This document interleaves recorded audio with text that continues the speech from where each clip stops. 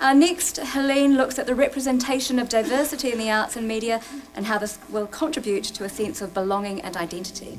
Thank you. Kia ora koutou, ni hao ma, ni hao. Wasn't that fantastic? I wish I was 18 again and I could hang suspended from the ceiling. Never too late. I did come down on a swing once. So, when we go to cultural festivals and see many ethnicities mingling together, it's easy to accept the contention that the arts are wonderful at bringing cultures together. We get a warm feeling, a vision of the universality of human experience. But there is an area where the arts don't do so well. At festivals, a culture presents its traditional cultural expressions, the ones they brought with them. They appear to us as exotic in their difference.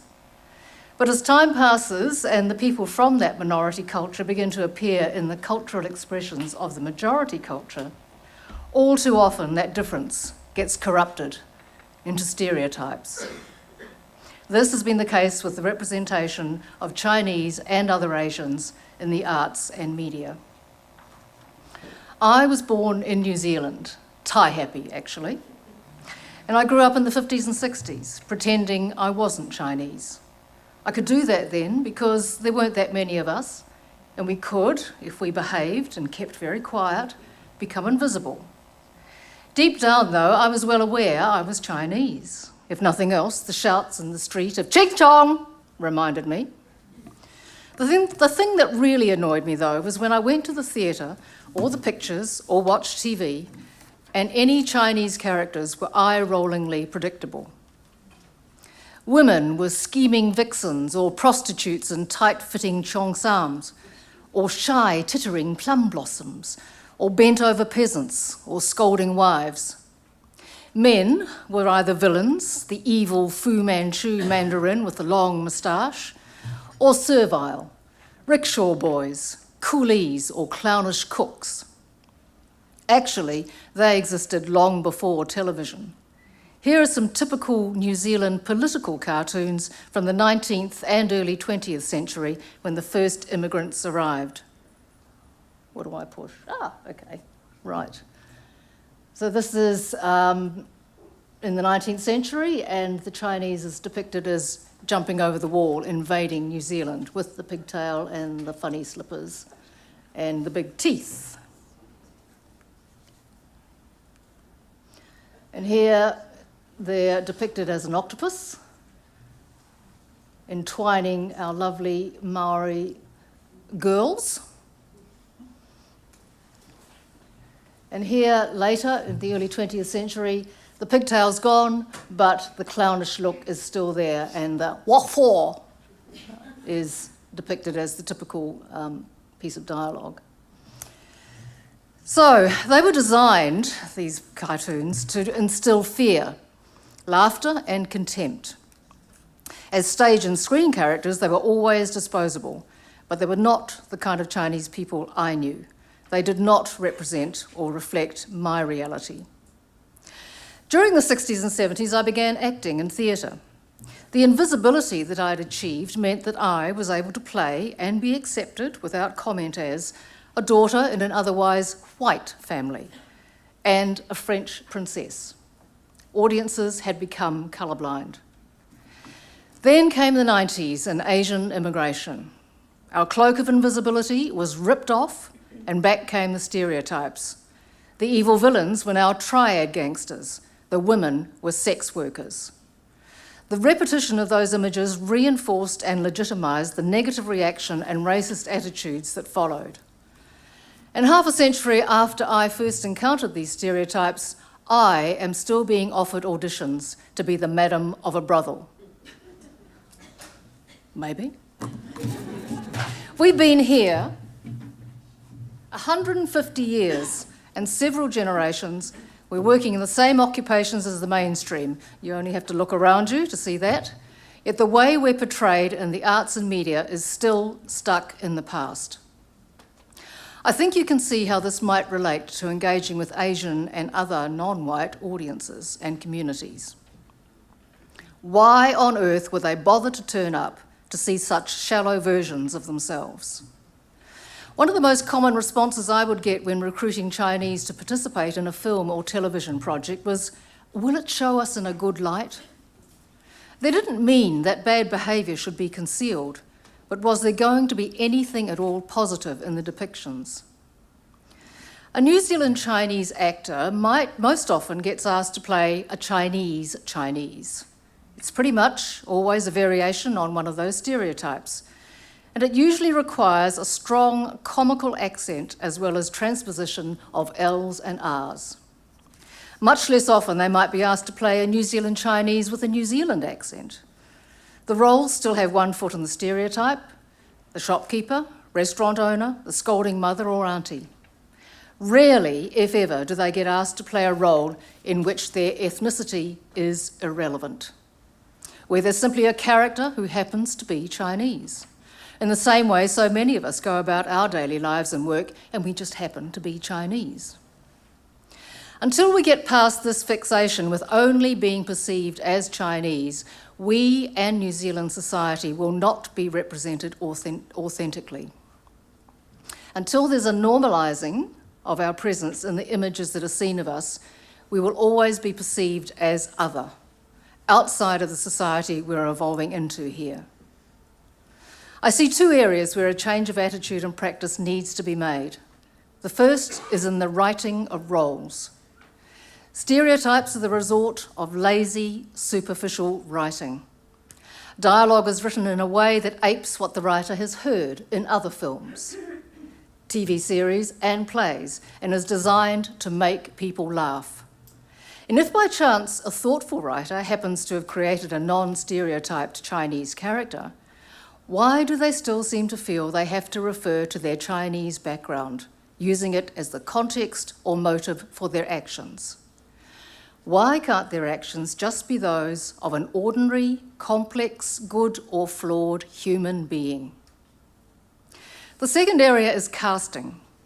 Here's a radical thought. Why not cast a Chinese actor in a role that isn't specifically written as a Chinese character? After all, this is what we see all around us in the real world. Chinese people being lawyers, teachers, architects, designers, artists, arts administrators. Why not remove the blinkers that have us only ever seeing a Chinese actor as their ethnicity and cast instead for character? I can't tell you what a pleasurable surprise it is for a Chinese audience to see a Lucy Liu as Watson in Elementary, or a Sandra Oh in Grey's Anatomy, or Manchester-born actor Benedict Wong using a Scottish accent, or being the tech guy in sci-fi movies Sunshine, Moon, Prometheus, and The Martian, in which his race is irrelevant. And when non-Chinese audiences get over their surprise at seeing this, in other words, they become colourblind again, those stereotypes will begin to lose their grip, which is, I hope, what we're all trying to achieve, because the repetition of stereotypes reinforces racism. So in terms of casting, it's time to throw off the straitjacket of ethnicity. As Benedict Wong himself said, "If anything, I'm British, and that's it. So let's just get on with it, really." All right, here's the crunch. As arts administrators, commissioners of creative projects, artistic directors, dramaturgs, producers, directors, casting agents, writers, actors, what can you do? First, be alert to the stereotyping. If it's not something you've been aware of, and if you're not Asian, it's quite possible, you might need to do some homework. Until you recognise it for what it is, you won't realise that action is needed. Second, nurture your Asian talent. New Zealand On Air recently published stats in their report on gender and ethnic diversity in TV and digital projects funded by them in the last 2 financial years. While 11.8% of our population identify with Asian ethnicities, only 1% producers, 2% directors and 4% writers of the surveyed TV projects identified as Asian. Digital projects fared slightly better, and I'm sure some other art forms will be better represented, but there's clearly a way to go. And while you're nurturing, beware of that straitjacket. Don't assume that because someone is Asian, they will want to do Asian stuff. Talent is just talent.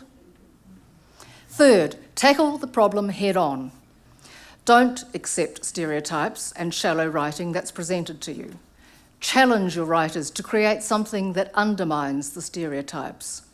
Encourage writers, directors, casting directors and agents to think outside the box and say, hey, what if we cast a Chinese as the editor of the magazine, as the matron of the nursing home, as the DJ at the radio station?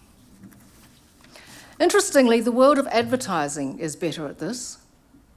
You could be cynical and say that, well, it's just market-driven companies seeing the value of having Asian faces in commercials, on the sides of buses, on magazine covers and advertising material. But if market reality translates into images that reflect the target audience, why not for the arts too? No doubt you've got questions such as, isn't this being politically correct? No, just socially correct. And being PC, like it or not, does work eventually to bring about changes in attitudes. Another question, why should I cast an Asian actor if they're not as experienced or as good as a white actor? Positive discrimination is all very well, but I've got standards to keep up. Yes, the old catch-22. How can an Asian actor get experience and improve if they don't get work? Sometimes you just have to follow your hunch and take a risk. And given the chance, the right role and the right fit for the role, the actor could surprise you. You may have another understandable objection, but it's hard to challenge the status quo. Yes, but that's what leaders do. You are leaders in your organisations, and leadership is about having the courage to make the hard decisions, to set the tone and effect change by example. And why should you? Because until Asians see themselves accurately reflected in the arts, they will be less motivated to engage, less encouraged to feel they belong, and less included in the evolution of a New Zealand identity. Finally, what about that identity? How might collaboration between cultures contribute to its uniqueness? Here are some thoughts. The first is a quote from the Chinese-American cellist Yo-Yo Ma. There's a documentary in this year's film festival called The Music of Strangers, Yo-Yo Ma and the Silk Road Ensemble. It's about his quest to find the universal language of music. He says, the intersection of cultures is where new things emerge. That's not so different from Arthur Koestler's theory of human creativity. The eureka moment, when two disparate things collide and blend to create a third thing. There's another film releasing next month, and it's a local example of that successful intersection of cultures, in this case Māori and Pākehā, Poe, the story of the Waiata, the people of Pātea, and Ovanius Prime's blending of music styles. Besides being very entertaining and infectious, it is unmistakably and uniquely us. And lastly, a photograph from a Chinese New Zealand photographer, Vanessa Ling. I was introduced to it when I wrote an essay for the catalogue of a Chinese artist exhibition in Dunedin in 1998. Here's part of her caption. I took a lot of photographs of my grandparents too. I remember spotting Pawpaw getting ready for yamcha one morning. Gung was cutting her hair on the back porch. I took a photo of them from the kitchen through the fly screen door. I wanted to take more, but Gung told me not to photograph things like that. Gung said that if I was in China, I would be arrested for being a spy. But to me, this is an intersection of East and West in a New Zealand backyard in Takapuna. For me, it not only makes a new thing, it speaks to the universality of human experience.